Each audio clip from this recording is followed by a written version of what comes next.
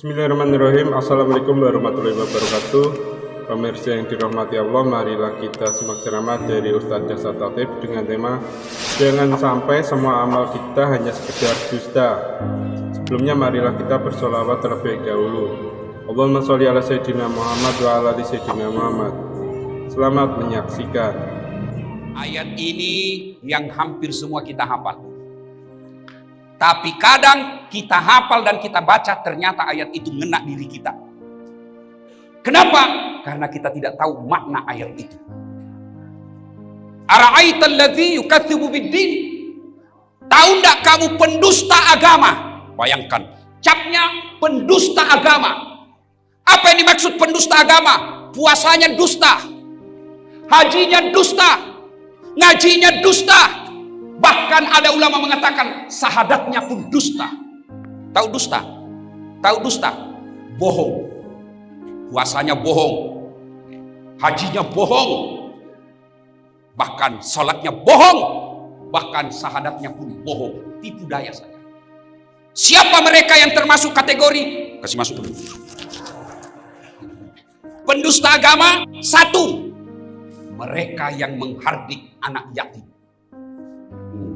Pak Bupati sadari ini. Maka Pak Bupati setiap ulang tahun, ayo festival anak yatim. Saya awalnya tidak mau datang ke sini karena ada acara saya di Medan. Tapi ketika Pak Bupati katakan festival anak yatim, saya takut masuk kategori pendusta agama. Siap datang. Alhamdulillah. Hati-hati panitia. Ada panitia? Biasanya kesra. Hati-hati, jangan sampai harga ditulis 1,5 juta, isinya 800.000. Hati-hati kau cilaka, nak belender kau malaikat nanti. Hati-hati, termasuk sekda yang tanda tangan. Hati-hati, ini anak yatim bos. Bayangkan, menghardik saja anak yatim, Allah katakan kamu pendusta agama. Apalagi kalau kau potong jatahnya mereka. Tulis buku harga 500.000, ternyata cuma 150.000. Marginnya lebih besar. Hati-hati Pak, memang ini birokrat memang kadang-kala busuk. Lapor SPJ, ada SPJ-nya tidak ada perjalanannya, dan sopirnya disuruh pergi tanda tangan. Tahu kok karena banyak begitu di sini. Hati-hati Pak, orang masuk neraka itu gara-gara margin. Margin. Kenapa impor padahal garam ada di Indonesia? Kenapa impor padahal ada? Ya gara-gara pengusaha kadang-kala cari margin. Selisih harga. Hati-hati Pak. Selisih harga yang kau dapat secara batil, tidak halal. Apalagi kau sunat hak-haknya yatim piatu. Tunggu. Kalau kau tidak dapat KPK-nya Indonesia, kalau kau tidak dapat polisinya Indonesia, karena kau bisa mainkan hukum, percaya malaikatnya Allah tidak bisa kau tipu. Hati-hati Pak yang ngurus-ngurus anggaran. Hati-hati, besar tanggung jawabnya. Anak yatim jangan disunat anggarannya. Panggil. Ini ada proyek pengadaan tas anak yatim. Anggarannya dibawa 200 juta. Penunjukan langsung saja tim sukses. Kau dulu waktu pilkada kan banyak bantu baju seragam. Kau bantulah ini. Lapor sama Pak Bupati anggaran 200 juta, realisasinya di lapangan hanya 150 juta, 50 jutanya yang akan menyiksamu dunia sampai akhirat. Hati-hati tim sukses. Ada tim sukses di sini.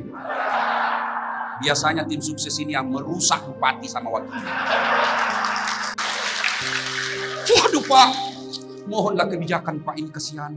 Dulu waktu pilkada Pak kampanye, ya, habis uang Pak. Pakai di situ bisa ditunjuk-tunjuk saja Pak.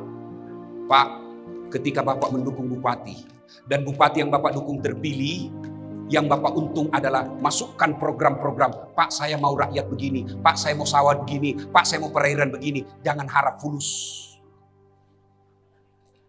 Apa kemenangan yang didapat setelah menjadi tim sukses? Kemenangan kita apa? Terpilih orang yang kita mau. Jangan lagi minta proyek.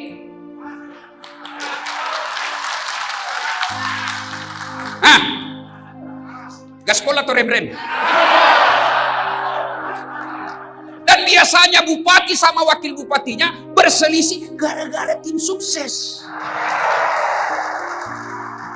Datanglah menghasut tim sukses. Bu, bagaimana ini Bu? Kenapa semua diambil sama... Hati-hati Pak, demi Allah, jabatan 5 tahun saja, tapi tanggung jawabnya kau bawa sampai mati. Hati-hati. Siapa lagi yang bisa masuk kategori pendusta agama? Mereka yang pengurus yatim piatu. Apa namanya itu? Panti-panti asuhan. Pengurusnya kaya, pengurusnya bermewah-mewah, proposal kiri kanan, dia manfaatkan anak yatim untuk memperkaya dirinya sendiri. Hati-hati. Tidak main-main Pak. Hukumannya pendusta agama. Kata Nabi, kamu tahu enggak rumah? Kamu mau tahu rumah yang ada saya di dalamnya? Nabi tanya, saudara-saudara sekalian, kamu mau tahu rumah yang ada saya di dalamnya? Iya ya Rasul. Kalau ada rumah di dalamnya, ada anak yatim di dalam rumah itu, dipelihara dengan baik, diurus dengan baik, ketahuilah aku bersama dengan tuan rumahnya. Bahkan ini anak yatim seperti ini Pak Bupati, mengusap kepalanya itu adalah bagian dari perintah agama. Usap. Kalau dia makin panjang rambutnya itu bawa berkah kalau diusap. Anak yatim. Bukan ibu-ibu yang panjang rambutnya. Ini kan Pak, ibu-ibu banyak protes saya Pak Bupati. Dia bilang, lebih banyak laki-laki selingkuh daripada perempuan. Saya bilang, sadar aku Ibu. Sama banyaknya. Kenapa? Karena laki-laki selingkuh juga sama perempuan. Berarti sama jumlahnya toh. Masa laki-laki selingkuh sama laki-laki? Lebih hancur. Bu. Bu. Jangan percaya film layangan putus. Itu menghasut dan memprovokasi rumah tangga muslimah. Masa ada laki-laki baik-baik, sholatnya bagus, sedekahnya baik, tampangnya baik, tutur katanya lembut. Masa dia pergi berselingkuh? Itu tidak masuk di akal. Akhirnya kami yang baik-baik ini kau curigai juga. Yang bener aja bos. Sampai pulang, sampai HP-nya suamimu kau periksa.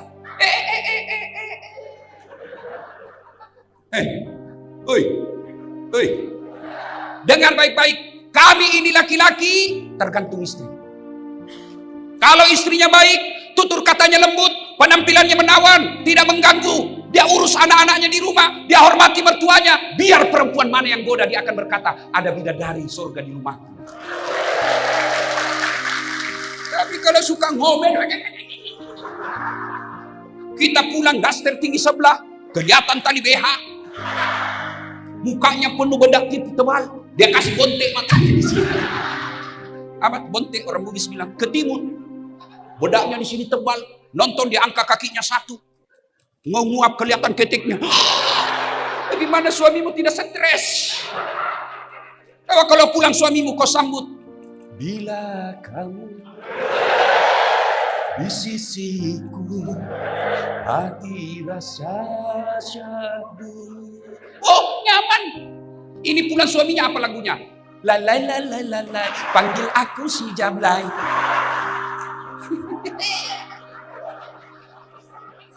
Ya, lain kali kita bahas ini, lain kali ya. Dabos anak yatim. Maka mereka yang menghardi anak yatim piatu, membiarkan mereka terlantar demi Allah, biar hitamnya jidatnya sholat, Senin Kamis dia puasa, tahajud tiap malam, tadarusnya rajin. Dia biarkan anak yatim terlantar di samping rumahnya. Apalagi anak yatim itu ada di rumahnya dan dihardik, dimaki, dipekerjakan melebihi kekuatannya, maka kalian termasuk pendusta agama. Hati-hati. Maka mudah-mudahan program ini, Festival Anak Yatim, Allah dan Rasulnya tersenyum melihat Kabupaten Bone Bolang. Tapi catatan tadi itu, panitianya jangan kau cari margin. Kalau sepatunya harga 50.000, tulis itu 50.000 dan sewajarnya kau tambah 1.000, jangan kau malah ambil. 2, pendusta agama. Siapa lagi? Mereka yang enggan memberi makan fakir miskin. Hati-hati dana bansos. Hati-hati. Agama menganjurkan, Al-Quran menganjurkan, kasih mereka anak yatim dan fakir miskin. Malah kau memanfaatkan mereka. Bagaimana hidupmu tidak penuh kemurkaan Allah? Bayangkan kalau dana kita orang miskin, bantuan apa itu? Nah itu, gara-gara COVID, kau cari saja siapa tim sukses yang kau kasih. Keluarganya para pegawai kau kasih. Ada orang yang berhak dan layak menerima. Kau tidak kasih karena dia tidak mendukungmu waktu pilkada. Hancur kau di akhirat kelak. Gak usah kasih itu. Kenapa? Itu kecamatan dulu. Kala kita di situ suara kita tipis. Gak usah kasih dia. Hati-hati. Ini merusak kita, Pak. Pak Bupati, Ibu Wakil Bupati, selesai pilkada tidak ada dendam. Semua rakyat kita dan para ASN kita jangan lagi disentiling. Oh itu dulu lain dia dukung. Mutasi dia. Dan kau pun kalau dimutasi, resiko bos. Jangan juga kau bilang apa, begitulah hukum dunia. Ketika yang menang bukan kau dukung, ya siap-siap kau menyingkir sedikit. Staf ahli. Yang tadinya kepala dinas tiba-tiba staf ahli. Ahli yang tidak ada stafnya. Setelah dia jadi staf ahli dan dekat-dekat pensiun, dia bilang sama saya, Ustadz, saya ini gampang tersinggung sekarang. Soalnya itu namanya post power syndrome. Itu kebiasaan saya, Ustadz, pagi-pagi saya tidur di depan televisi, tidurlah saya baring-baring nonton. Di samping saya ada kucing, kucingnya cucu saya. Lewat istri saya dia tendang itu kucing. Apa ini kucing? Pagi-pagi tidur aja kerjanya. Kucing ditendang, saya tersinggung, Ustadz. Itulah kadang-kadang perasaan orang yang tadinya kepala dinas tiba-tiba non-job.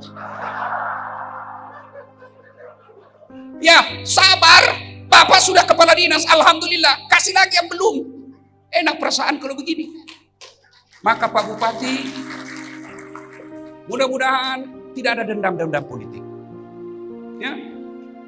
Dan bapak-bapak ASN tidak usah cari muka sama Bupati. Kau sudah dikasih muka. Ada juga itu ASN tidak punya harga diri di depan pejabat kayak tidak ada harga. Gini dong, berdiri tegak, tupoksimu kerja dengan baik, sudahlah. Bukan rezekimu kalau kau tidak diangkat bupati, berarti bukan itu yang terbaik. Tidak usah cari muka, kau sudah gagah. Cari muka sama pejabat, capek. Ganti lagi pejabat, cari muka lagi. Cari muka lagi. Dan percaya Bapak Ibu sekalian para ASN, biar Pak Bupati senang sama kamu, tapi istrinya tidak senang, tidak jalan kau punya berkas. Bukan cuma di Bodebolango, begitu semua kantor Pak. Apalagi kalau istri sudah bilang pokoknya, sudah dia wassalam. Salatullah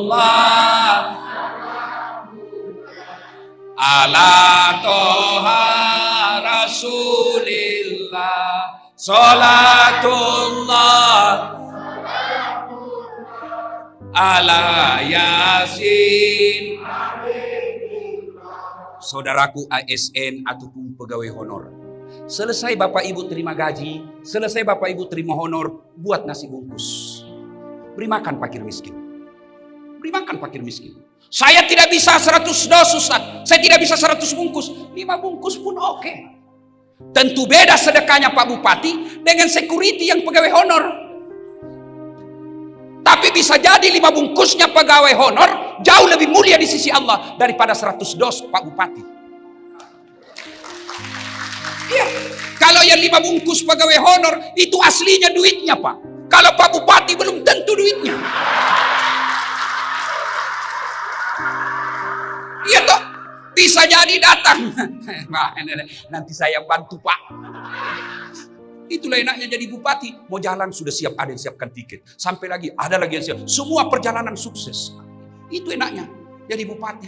Tapi keliru Pak Bupati. Kalau Pak Bupati, jabatannya sebagai bupati tidak memudahkan dirinya masuk surga.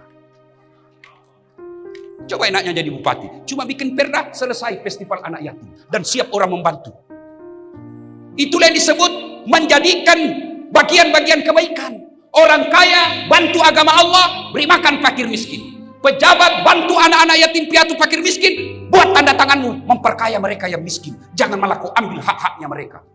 Dan orang yang mengambil haknya anak yatim, mengambil hak-haknya fakir miskin, tunggu kau akan sengsara dunia sampai akhirat. Coba lihat kalau haknya orang diambil, Pak, dia tidak bisa melawan. Tidak ada sekolahnya, tidak ada temannya birokrat, tidak ada temannya aparat penegak hukum. Dia akan menangis dan mengadu kepada Allah. Lalu kalau orang Buddhis bilang, Andre, maka kau bawa sampai mati. Dia menangis di hadapan Allah, arasnya Allah bergetar. Tiba-tiba kau dapat ditangkap sama polisi atau KPK setelah kau pensiun.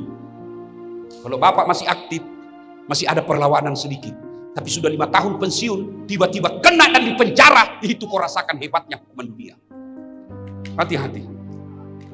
Bersyukur kita di Kabupaten Bone Bolango ini ada perda yang seperti ini.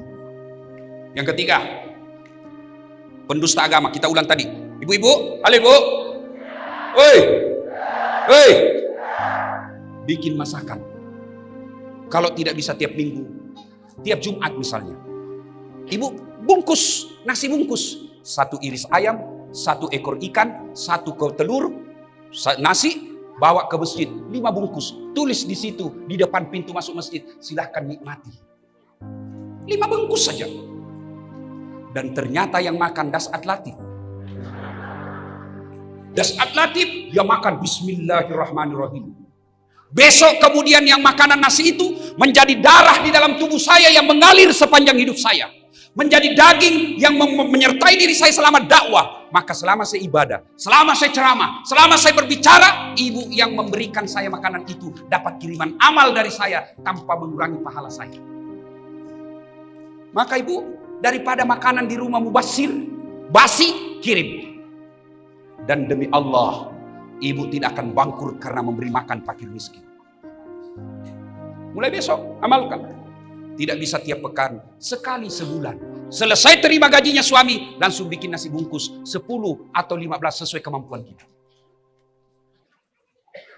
Ayah, bagaimana cara diedarkan Ustaz? Titip di rumah makan. Bu, ini ada 10 bungkus, saya titip gratis. Kalau ada yang ibu lihat dia fakir miskin tidak mampu, beri makan dia gratis. Atau ada yang lewat, ibu lihat tidak mampu, kasih dia. Coba Bapak amalkan. Ada anak-anak kita yang susah dengar nasihat. Ada anak-anak kita yang lagi sakit. Segala dokter sudah kita datangi tidak bisa sembuh. Ayo, mari supaya cepat doa ibu dikabulkan. Anak kita bisa sehat. Sedekah dengan makan fakir miskin. Yang ketiga, yang termasuk pendusta agama. Mereka yang lalai dalam sholatnya. Apa yang dimaksud lalai dalam sholatnya? Mereka yang sudah tahu sholat 5 waktu itu wajib. Mereka yang sudah tahu meninggalkan sholat itu dosa. Tapi mereka tetap tidak mau sholat. Ibu bapak, ada enggak manusia yang tidak ada masalahnya dalam hidup ini? Ada kira-kira ibu yang tidak ada masalah dalam hidupnya? Saya kasih contoh. Waktu kuliah apa masalah kita? Mau sarjana. Sudah sarjana selesai masalahnya, muncul masalah baru. Mau jadi pegawai. Sudah diterima jadi pegawai selesai masalahnya, masalah baru. Mau jadi kepala bagian. Sudah kepala bagian selesai masalahnya, mau jadi kepala dinas. Sudah kepala dinas selesai masalahnya, mau jadi sekda. Sudah jadi sekda selesai masalahnya, mau jadi bupati. Sudah jadi bupati selesai masalahnya, mau 2 periode dong. Sudah 2 periode selesai masalahnya, mau jadi gubernur. Sudah jadi gubernur selesai masalahnya, ditangkap KPK. Semua orang punya masalah. Pak Bupati ada masalahnya, Pak Kapolres ada masalahnya, Pak Dandim ada masalahnya, anggota DPR ada masalahnya, ibu-ibu ada masalahnya, pegawai negeri ada masalahnya, Das'at Latif pun ada masalahnya. Apa masalah saya sekarang? Meyakinkan istri saya bahwa film layangan putus itu fitnah. Iya Pak, masa kita orang baik-baik langsung dicurigai saja? Hati-hati. Apalagi masalah saya sekarang Pak Bupati, selama saya viral-viral ini sekarang ceramah Pak, banyak janda-janda yang curhat. Ustadz, baru meninggal suami saya, tolonglah kasih saya doa-doa penenang hati. Saya balas lewat WhatsApp-nya doa-doa dan bacaan-bacaan Quran penenang hati. Lama-lama dia bilang, Ustadz, maukah Ustadz menjadi imam dalam hidupku? Saya bilang, mohon maaf, saya bukan imam, saya khotib. Ibu-ibu, Pak Bupati paling marah ini ibu-ibu kalau kita cerita poligami. Ibu, ibu, saya tanya dulu ibu. Itu dalam Quran itu ibu, ada 4 jenis rupa rumah tangga. Yang pertama, suaminya beriman, istrinya kafir. Ini Nabi Lut. Yang model kedua, istrinya beriman, suaminya kafir. Fir'aun, laknatullah alaih. Yang ketiga, suaminya kafir, istrinya pun kafir. Siapa? Abu Lahab. Yang keempat, istrinya beriman, suaminya beriman. Dialah Ibrahim alaihissalam. Dari 4 ini bu, pilih mana? Ibrahim, alhamdulillah. Tapi ingat bu, Ibrahim itu 2 istrinya.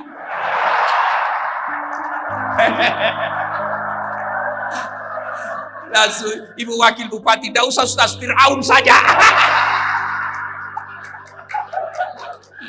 Salatullah salamullah ala toha Rasulillah. Salatullah salamullah ala Yasin.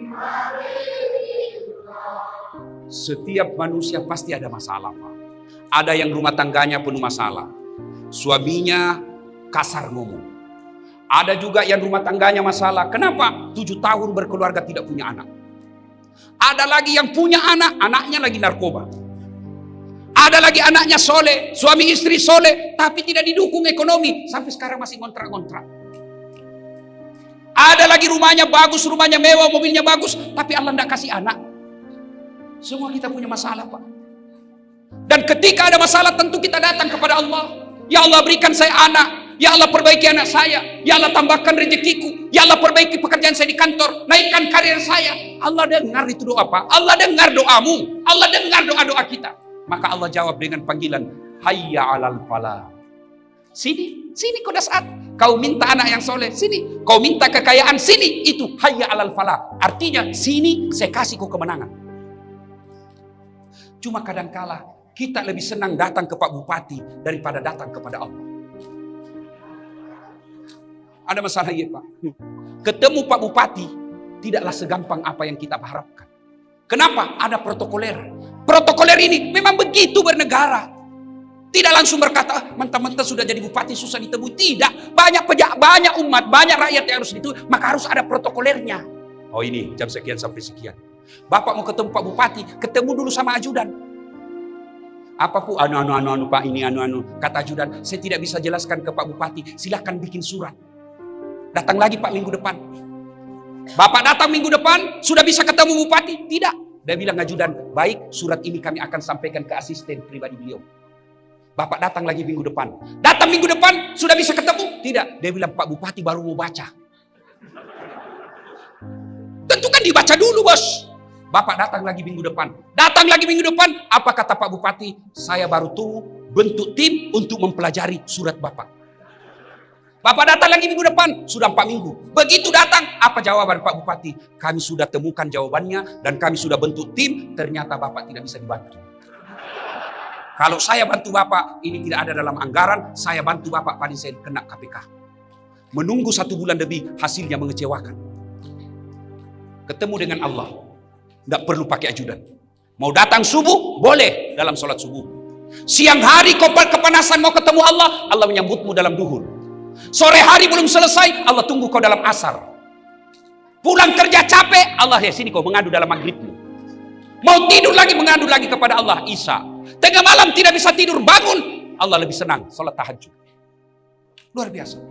Cuma kita tidak datang kepada Allah. Kita datang kepada sekda. Sekda bilang terserah Pak Bupati.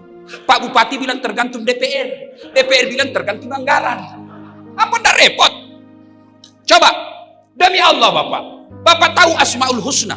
99 nama Allah. Semua bagus. Maha pengasih. Ya Allah, Ya Rahman, Ya Rahim, Ya Salam. Subhanallah wa bihamdihi subhanallahil adzim. Nama Allah ini baik-baik Pak. pengasih, penyayang, pemberi, pemaaf, maha kaya, maha pengampun. Tidak ada nama Allah maha bikin bangkrut. Kenapa kita tidak datang kepada Allah? Dan datang kepada Allah itulah hayya alal falah. Sini saya kasih kau kemenangan yang kau minta. Saya kasih contoh. Ada Pak Bupati, ada Pak Tentara, ada Pak Kapolres. Ini Pak Bupati punya ajudan. Ya Pak ya? Ada ajudannya Pak ya? Ada. Itu biasa kalau Pak Bupati panggil ajudan lagi makan kacang. Ajudan, siapa? Biar lagi dia makan itu kacang. Siapa? Perintah. Ayo. Begitu takutnya itu ajudan sama bupati. Ada kira-kira Bapak pernah panggil bupati, ajudan? Tunggu dulu Pak. Ajudan, Bapak anda lihat saya sibuk. Wah, dimutasi kok bos. Padahal Pak Bupati ada hilang jabatannya. Lalu begitu takutnya kita kepada Pak Bupati. Kenapa Allah yang memiliki segala-galanya, yang memberi segala-galanya, Allah manggil kita tidak bisa datang. Hayya alal falah. Apa kita tahu? Tunggu, lagi meeting. Hayya alal shalah. Tunggu, lagi rapat. Rapat. Allah kau tinggalkan. Pantas 30 tahun kau jadi pegawai, tidak bisa kau lepas dari kredit dalam hidupmu. Yang ketawa, saya serius ini. Ayo Pak, datang kepada Allah.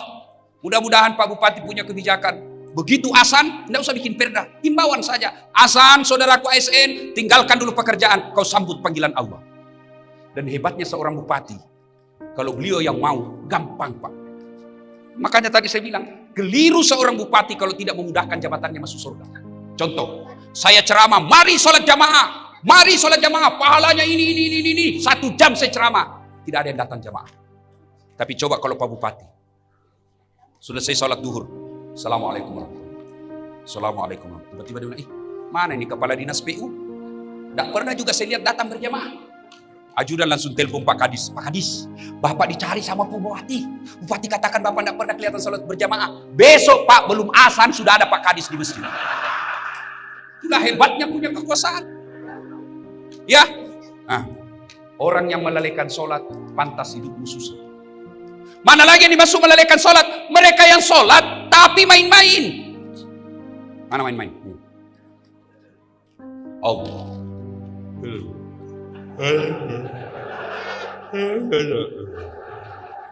Ihdinas siratal mustaqim. Sholat sampai pantatnya pun digoreng-goreng Pak. Sholat kayak tidak semangat betul, kayak orang mau tidak makan.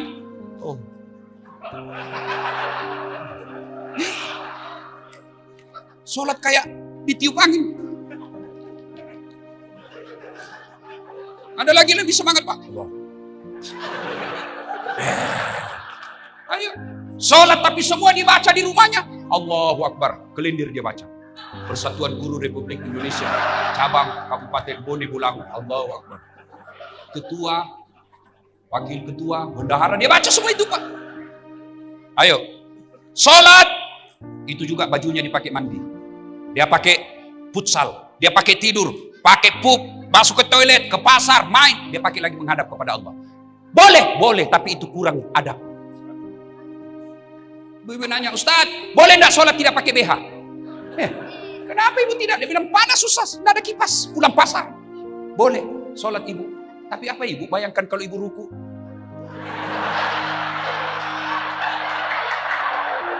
Ibu, ibu pergi kantor bupati, pakai daster tidak pakai BH. Habis Pak Bupati, dia tendang ke istrinya, kurang ajar kau ya. Ada namanya adab.